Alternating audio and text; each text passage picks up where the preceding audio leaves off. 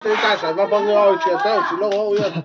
anh đủ lại đó nữa không mà ăn cái lẽ nó bao đâu bây giờ hậu院平安的来到这。thôi anh xem á. ồ hay anh sẽ có cái sáp bộ cái xiêm scoop này phát đồ mà hay hay pan đi à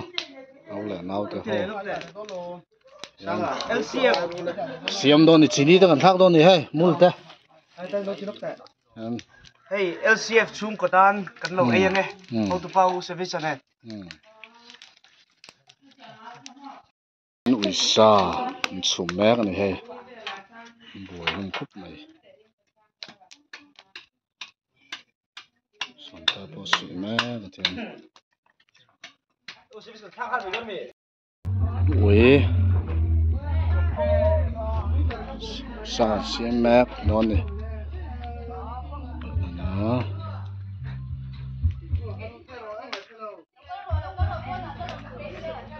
thở được lang à mong thả Poland thì mình ngay bên mua xong rồi phát đồ múc múc này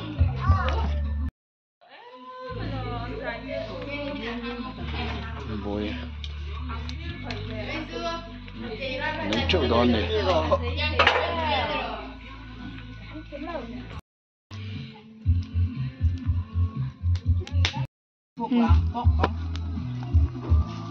atang ve kapal la ba kaya mo kumpal lang le sa te hi lo be thôi là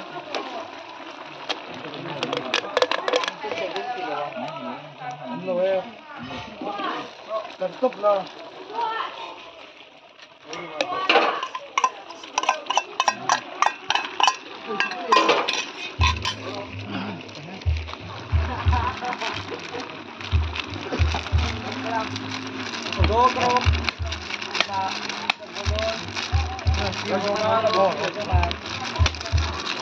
yo tụi nó sang trong mẹ cái này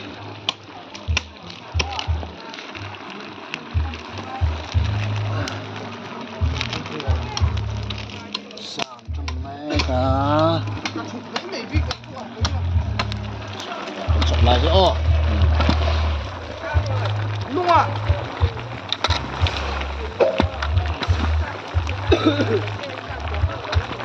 anh lốm tổ lố sao ra lốm tổ lố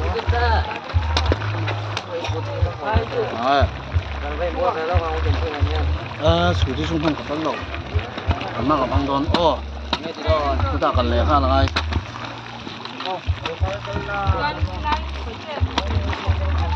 ô đuat mình lâu quá rồi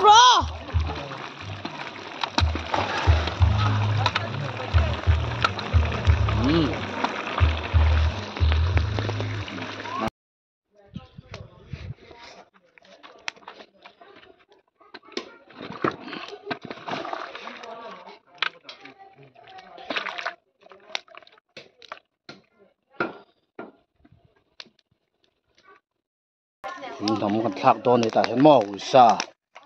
cái này mấy con tuổi mẹ cả việc của tôi ai nó sẽ khóc này thì hiện mình có chi sọc lắm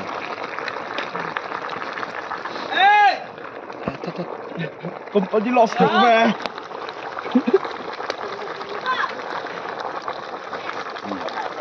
được ha nấu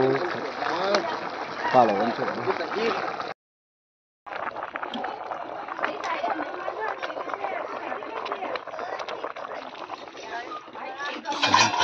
nó xưa đó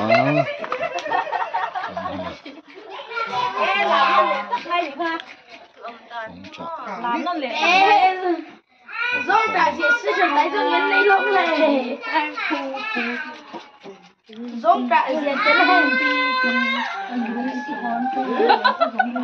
Bắc kể càng biết rồi, kể càng